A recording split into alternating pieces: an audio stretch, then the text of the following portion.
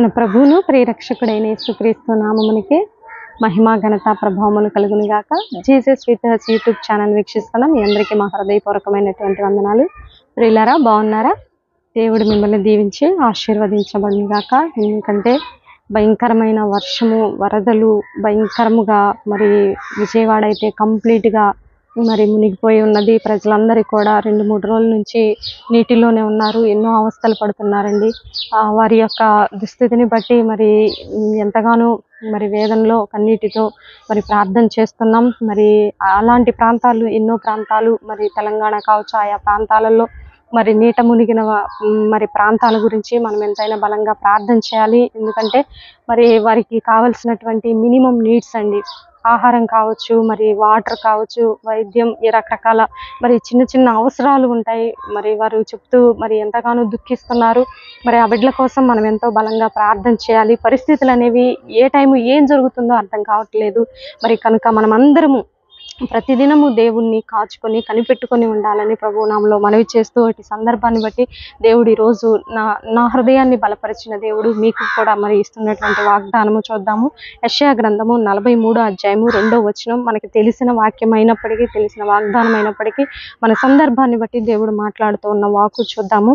నీవు జలములలో పడి దాటునప్పుడు నేను నీకు తోడై ఉండేదను. ఎంతో భయంకరంగా చెప్తున్నారండి.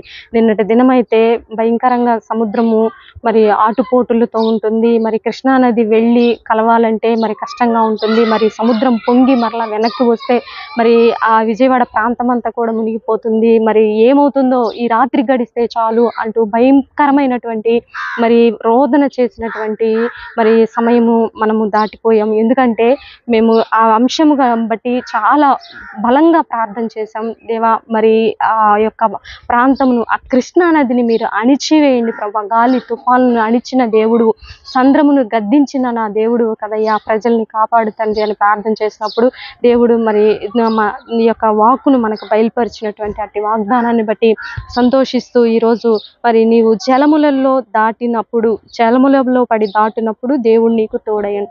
అది జల ప్రళయమే, జల ప్రవాహమే అయినా ఆనాడు నోవాహు దేవుడు తోడుగా ఉన్నాడు. అంతమంది నశించిపోయినా సరే దేవుని యొక్క బిడ్డలు రక్షింపబడ్డారండి. కనుక ఈరోజు ఈ సమయంలో ఈ పరిస్థితుల్లో నీకున్నటువంటి క్లిష్టమైన పరిస్థితులను బట్టి ఈరోజు ఒకవేళ వరదలు అని ప్రజలు ఇబ్బంది పడవచ్చు, మన వ్యక్తిగతంగా ఎన్నో సమస్యలు ఉండవచ్చు, ఎన్నో కష్టాలు. అవి ఆ సమస్యల్లో పడి నువ్వు వెళుతున్నప్పుడు, ఆ సమస్యల గుండా నువ్వు వెళుతున్నప్పుడు, ఆ సమస్యల గుండా నువ్వు ప్రయాణం చేస్తున్నప్పుడు దేవుడు నీకు తోడుగా ఉంటానంటున్నాడు.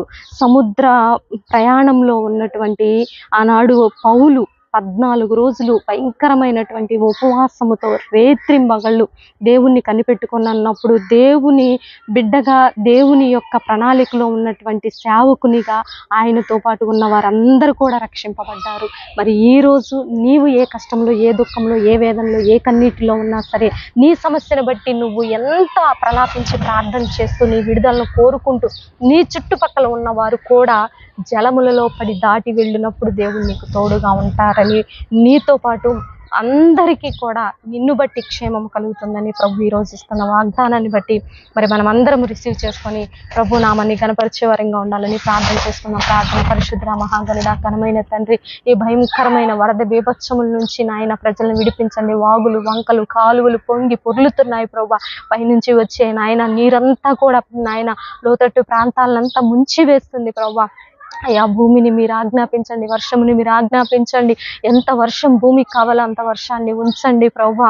ఎక్కడెక్కడ ఏ ప్రాంతాల్లో అయితే ప్రజలు ఇబ్బంది పడుతున్నారో యేసు నామంలో అయ్యా వారికి కావలసిన కనీస నీడ్స్ దయచేయి తండ్రి. ఇటువంటి భయంకరమైనటువంటి అయ్యా పరిస్థితులు గుండా ఈ వరద అనేటటువంటి భయంకరమైనటువంటి పరిస్థితులు మా జీవితాల్లో కూడా ఉన్నాయేమో. వ్యక్తిగతంగా ఉన్నటువంటి బిడ్డలు మీరు జ్ఞాపకంలో ఉంచుకోండి అయ్యా. భారతదేశాన్ని దీవించండి అయ్యా, తెలుగు రాష్ట్రాలను దీవించండి అయ్యా, ఆధ్యాత్మికంగా బలపరచండి తండ్రి. వ్యక్తిగతమైనటువంటి దీవెనలతో నింపమని, ఈ రోజంతా మాకు తోడుగా ఉండమని, నీ యొక్క కృపా కాపుదల నా ఎన్నంటి ఉంచమని, ఈ రోజు బర్త్డే, వెడ్డింగ్ డే జరుపుకునే బిడ్డలందరినీ దీవించమని యేసయ్య అతి పరిశుద్ధమైన ఉన్నతమైన నామంలో అడిగి వేడుకొని పొందుకొని ఉన్నాము తండ్రి.